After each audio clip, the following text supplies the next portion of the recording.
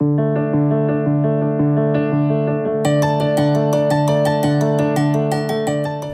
city is one that I feel that I'm very connected to, not just because I was born here and raised here, but because at one point in the life of my grandparents and my ancestors, they made a conscious decision to do something better for their family, and that brought them here to this city. My parents moved into a home that's right across the street from a county park. All of my cousins and my uncle, who's a year younger than me, wanted to come over by our house so that we could go across the street to the park to play.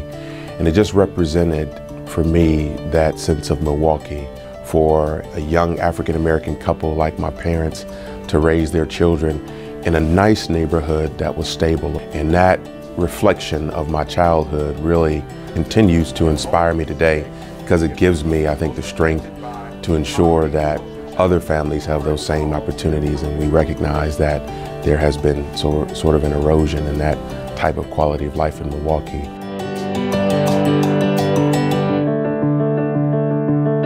I started my career in organizing, working to increase the outcomes of young people who are going to Milwaukee Public Schools and who are dealing with challenges around student discipline. And it sort of opened my eyes. Things that I had taken for granted, like when you get to 5th grade and 6th grade, everybody can read at this level and can put together sentences and knows their arithmetic to this degree.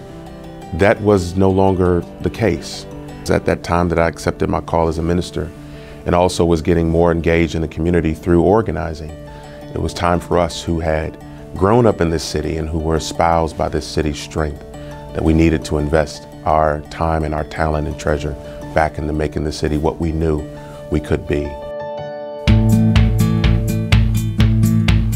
MICA was an opportunity that had been presented to me, and it really helped to shape my thinking around ministry and what ministry truly meant in terms of serving the people in the community.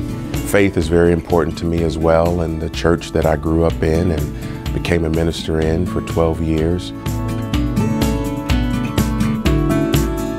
Homes were being built, were being restored, were being revitalized, but there was still crime in areas where residents were able to live in a nice home with nice amenities, but couldn't feel safe.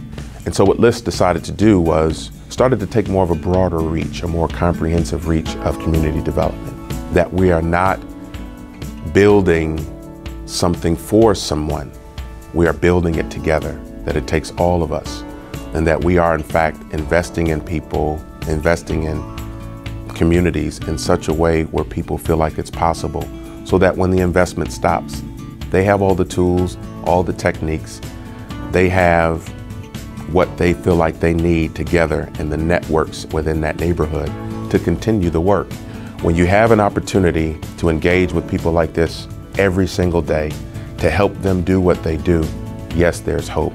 Even in the midst of despair, yes, there's hope.